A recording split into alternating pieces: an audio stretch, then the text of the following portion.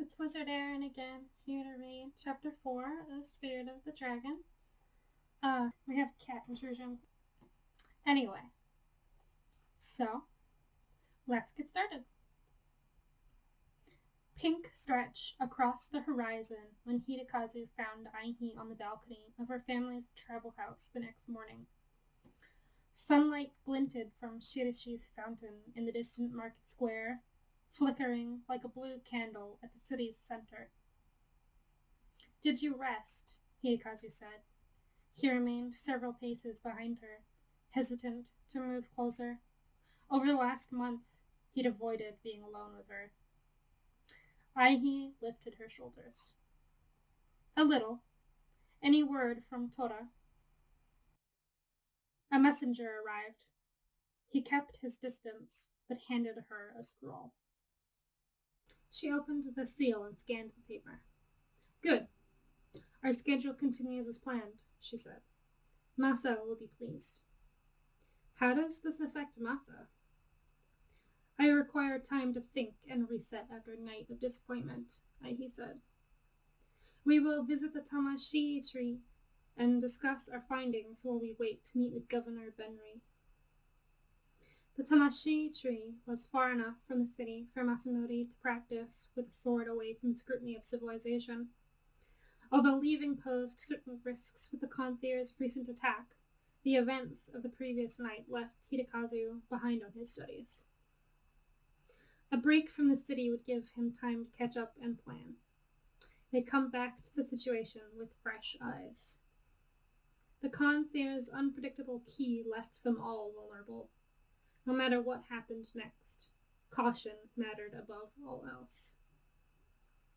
Aihi, Masanori, and Hidekazu rode on horseback past emerald fields of soy and flooded rice paddies. Water glimmered with morning sunlight, disturbed by the occasional farmer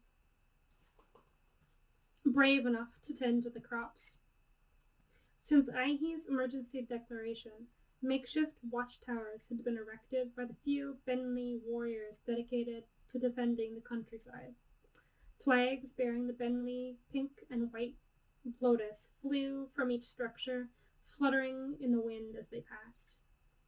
Witnessing the kidnapping, the Konthir's corrupted key, meeting Meki Barame, and Captain Todoroki's disappearance had distracted Hidekazu from his usual worries. He'd never expected to become a bushi, but now his father required him to pass the Majutsushi exams and claim the prestigious title, or die trying. In accordance with the old Sadian warlock traditions, the imperial heir of the warlock throne would have their engagement announced on their 22nd birthday. This meant, in less than 3 years, Aihi would tie herself to a spouse, and she and Hidekazu were considered a near-perfect match because of their shared birth during the month of the dragon. Sayuri required a leader capable of keeping the many clans united, lest chaos rule and the realm become divided once again. Likewise, the future empress demanded a suitable partner, suitable in blood, title, and ki. No Shugo, regardless of birth and family, was a proper match. Hidekazu's father forbade him from telling anyone, including Aihi and Masanori, until he passed the Majutsushi exams.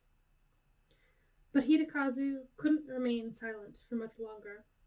This marriage affected Aihi's future, too, and the whole arrangement troubled him because he thought of Aihi as an older sister, not a potential wife. Unlike Masanori, who thought of her as something more. The shadow of the Hikari Tower passed over Hidekazu as he rode, surrounded by the whine of cicadas. Black stone twisted towards the sky in the shape of 2 intertwined dragons, a beacon of ki drawing acclaimed Maju from all across Shimansoka, including Tajida in the far east, just to walk within the sacred halls. Ki buzzed through the air and brushed across Hidekazu's skin, calming him. His death grip on Kiyo's reins loosened. They pressed on until the dusty road disappeared beneath his horse's hooves, replaced by lush grass and rolling hills.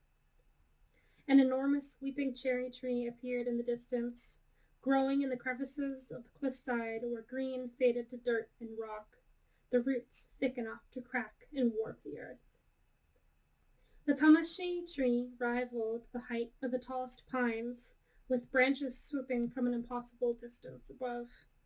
Bundles of pink and white blossoms covered the rope-like limbs as they swayed with the flow of ki, the wind and sea coalescing into a silent tune only the tree could appreciate. As far as Hidekazu knew, no other trees like it existed in Seiryu. Without dirt to provide nutrients, he theorized the tree thrived off pure ki absorbed from the water below.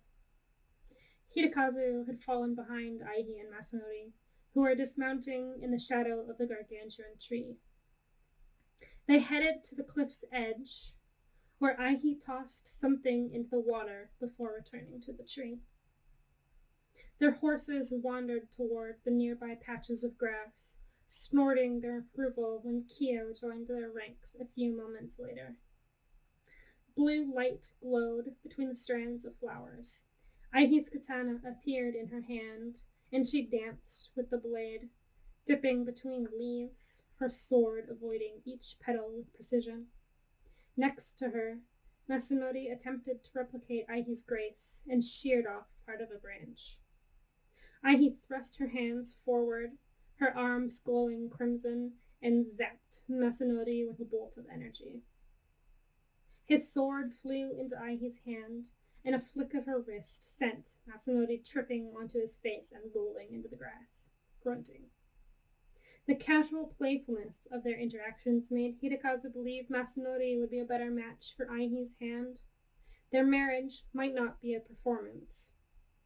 As Hidekazu's twin, Masanori, too, had been born in the month of the dragon, and he also had a fiercer passion for the Bushido Code, the tenets governing all bushi, warriors, and state-licensed maju. The ruby light expanded from Aihi's palms and repaired the damaged tree. You are not disciplined enough to dance with a real sword. I thought you knew better than to cut the branches. Ever heard of an accident? Masanori tried to snatch the katana from her. There's a crazy Kanthir on the loose, and you're not going to let me use steel? I will not risk losing an arm, dear Masa, Aihi said. Her superior height allowed her to hold the blade above Masanori's reach. You have years of practice ahead of you. Unless there is no other choice, you had best use your other talents as supplements. Masanori crossed his arms. Headmaster Meki would have let me use a real sword. He'd also leave you questioning how you're alive for all the broken bones he'd give you, Aihi countered. You were his student? Hidekazu said as he reached the tree. Instead of responding, she wedged Masanori's sword between the tamashi tree's roots.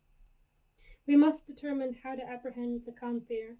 Governor Benani may prove more amenable to my call for action if we approach her with a plan instead of accusations. Aihi had many unremarkable tutors, ones worth studying under and then forgetting. But Meki Barame qualified as the opposite. Why hadn't she said anything before? An elaborate strategy would prove unnecessary with the Bushi at our disposal. What circumstances require the bulk of Seiryu's forces in Nagaso? Hidekazu said. Aihi shifted in place. An issue with Sanlongguo. I must not speak of it. Diplomacy. Sanlongguo was a kingdom to the west, across the Kaminari Sea, but they'd always been an ally of Seiryu. In fact, before learning of his potential betrothal, Hidekazu had expected Aihi to marry one of the many princes of Sanlongguo. Whatever the conflict, rallying so many troops meant it would trump a retaliation against the Kanthir in Tsukiko unless the situation threatened the nation rather than a single city. Hidekazu eliminated the possibility of immediate backup. Let's duel first. I need to clear my mind, Masanori said. I'm sure Hide needs time to study anyway. Very well, Aihi said. Today, Hidekazu needed to complete his readings and work on practical techniques. If he finished before nightfall, he'd even get Aihi's feedback on his form. Moving forward, if he were to pass the exams, or if they encountered the Kanthir again, he'd need much more than shields. Shields were his specialty, and as a Shugo, he would have been another pillar in Nagaso's defense. He had never needed to create anything more than protective barriers, but that was inadequate justification for his parents' rules. Now they required him to learn arts of war previously forbidden to him. Inky strokes lingered around Aihi as she drew with her katana. 2 bamboo swords appeared in one hand, a set of bamboo armor in the other. She tossed Masanori the armor, and once he slipped into it, she handed him a practice sword. Aihi settled into an offensive stance.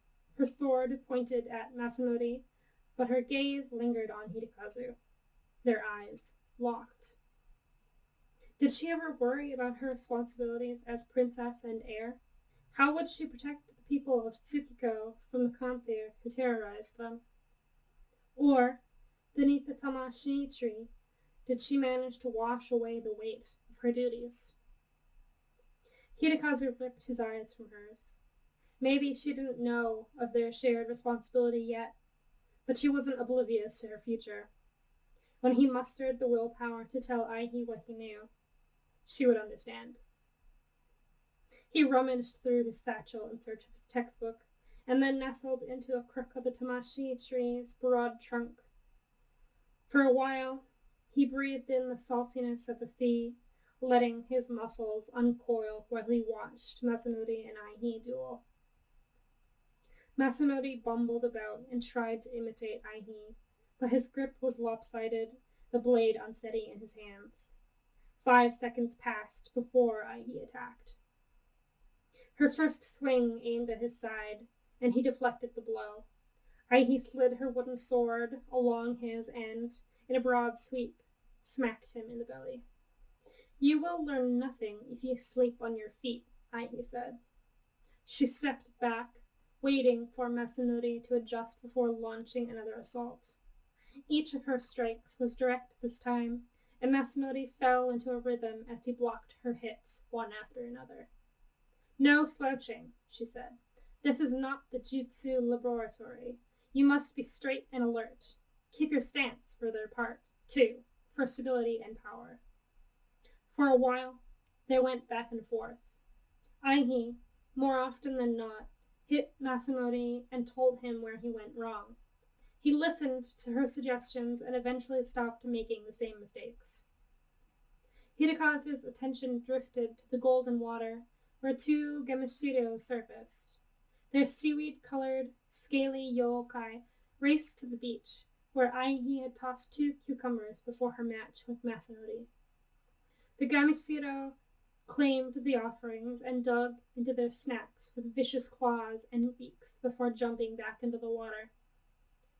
Their turtle-like shells floated above the waves before disappearing into the ocean's depths. The same Gamashiro had lived in the cove as long as Hidekazu could remember, and whenever Aihi brought an offering of cucumbers, the yokai appeared. Could they utilize similar logic to corner the Kanthir? A trap, Hidekazu said. Excuse me? Aihi said, blocking one of Masanori's strikes and knocking him over. The Kanthir's targets are, as far as we know, exclusively noblewomen.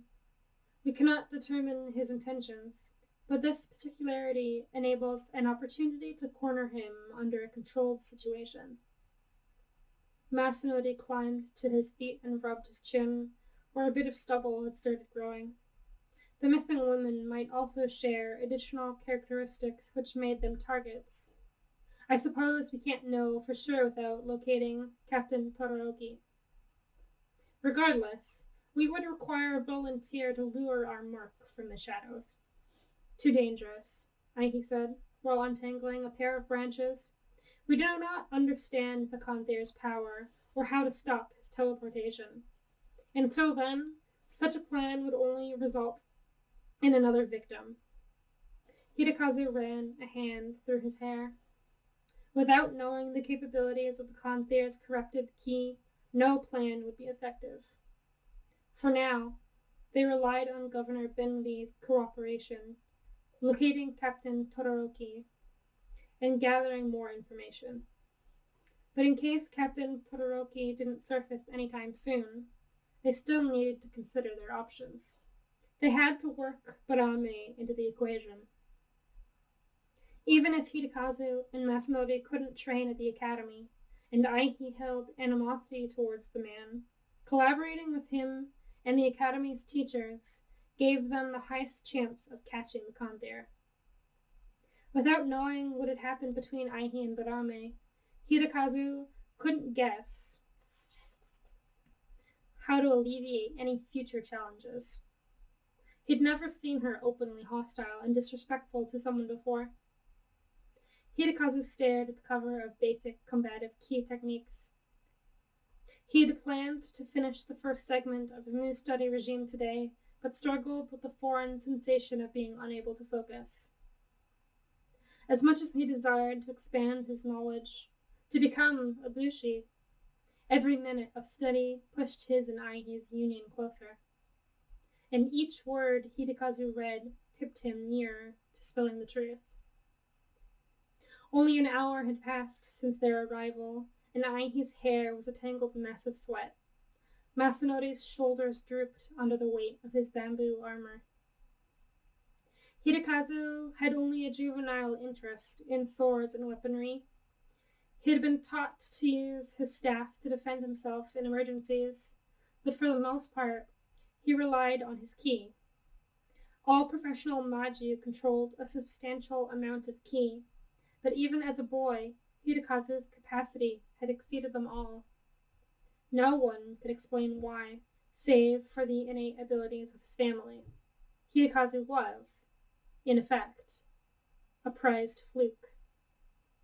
And with his ki, his father expected Hidekazu to catch up for 10 years of missed studies in less than 3. Most would consider such rigorous training impossible, but Hidekazu could accomplish such a feat if he locked himself in a library and studied every moment he wasn't training. Possible, but undesirable. It depended on Hidekazu deciding what mattered more, pleasing his father and marrying Aihi, or finding his own way. Accepting Barame's offer to study at the academy might have allowed Hidekazu to distinguish himself from his father, but that would require leaving Masanori behind, or at the mercy of their parents. Hidekazu flipped to a dog-eared page near the center of the book. He fell into his usual study routine, recording each new Kigo in his notebook, alongside the lists of obscure symbols he'd discovered over the years. On the top of his list, underlined with crimson ink, was one of his favorites, Kengen. The combination Kigo meant something like the power beyond what he could use, a concept he'd found intriguing because it implied the potential for expanding the usage of ki. The sky brightened as midday settled. They'd been away from the city for several hours. Masanori rested in the grass while Aihi displayed some sweeping technique with her practice sword, using what looked like a lopsided crescent kick for emphasis. Hidekazu hadn't finished combative ki techniques yet, but he needed to test his new knowledge. He retrieved his minimized staff from his kimono, silver ki sparkling as it extended to full length. With the staff, he drew Tsuchi, the Kigo of Earth, a short horizontal line struck through with a longer vertical line, finished with a longer horizontal line across the bottom. The ground beneath his feet released a breath, waiting for his command. He followed up with the Kigo he'd memorized, and the soil shifted, stone slivers lifting from around the tree and shaping into needle-like daggers. Aihi's musical laughter struck a chord in the back of Hidekazu's head. His arms shook, ruining the last in the sequence. Each carefully drawn Kigo dissipated, and the rocks around him returned to the ground. Just like when they'd fought the Kanthier, his nerves got to him. He shouldn't let Aihi bother him, or the Kanthier. He needed focus. Shields were easy. Attacks could be easy too. Taking another deep breath, he redrew Tsuchi. Even after memorizing the new Kigo, Hidekazu's instincts were to cause the rocks to settle and rise as a barrier. He redrew the next 3 Kigo, hesitating before beginning the final symbol. His mind wandered again, this time to the deal he'd made with his father, to Aihi. The stones about him faltered, their weight dragging them back to the ground. They bumped against the tamashi tree's branches. Novices are taught to use chikara next, Aihi said. Hidekazu jerked away, startled at her sudden proximity, but didn't lose control of the earth. His hold strengthened, and the shifting stones moved closer to him. The Kigo for strength. But you cannot be a novice any longer, dear Hide. Her words banged a gong inside Hidekazu, and he remained in place, insides shaking, until Aihi raised her wooden sword. She sliced the air, leaving gray, inky strokes, which formed 2 new symbols. He leaned in. He'd seen Aihi use those before. Ask your inner ki to interact with the elements on your behalf, she said. Lifting the staff, Hidekazu replicated Aihi and called to the pebbles and dirt, using his ki to ask the elements for aid. The earth vibrated, and thermal energy surged from within him, spreading into the surrounding air. His arms tingled as needles carved from stone rose and flowed around him in slow circles. It worked, he said. His tutors had never suggested asking the elements for their support. Their spells were always phrased as demands. Yet the ki became light and eager to supply energy, rather than cumbersome and stubborn. Now gaze beyond the tree's domain. Send the stones flying, but ask the earth not to spoil the branches or flowers as they pass through. A bead of sweat dripped down the curve of Hidekazu's neck. The floating needles trembled with his hesitation. Hidekazu! Aihi! Masanori shouted, running toward them. Hidekazu lost his concentration. He cursed under his breath, and the stones twirled about before returning to the ground. What's the matter? Aihi started, but she stared past Masanori towards Tsukiko. Smoke billowed from the city, flames licking rooftops. Screams echoed in the distance.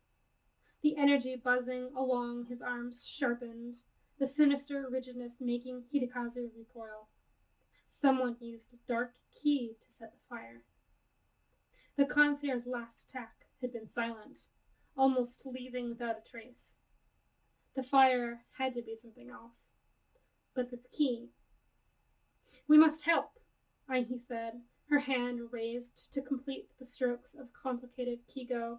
A blue flash reclaimed the practiced swords. Her sheathed katana materialized in her palm, but the declaration left Hidekazu speechless. Should they, 3 teenagers, rush into the city?